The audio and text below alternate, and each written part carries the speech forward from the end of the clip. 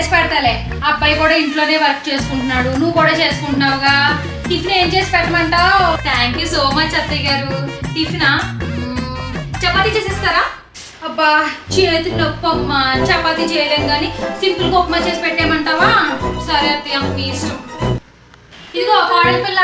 అత్తయ్య గారు అన్నట్టు ఏం కూర వండమంటావు? కర్రీ అత్తయ్య. ఈరోజు క్లైమేట్ కూడా చాలా బాగుంది కదా, స్పైసీగా చికెన్ ఫ్రై చేసి పెట్టారా? అమ్మో చికెన్ అమ్మా, ఈరోజు సోమవారం అమ్మా, మావయ్య గారు చికెన్ తినకూడదు, ఇంట్లో నాన్ వెజ్ వండకూడదు, సింపుల్గా చింతపండు రసం పెట్టేస్తానే. సరే అత్తయ్య మీ ఇష్టం. ఈ మాత్రం దానికి నన్ను అడగడం ఎందుకు?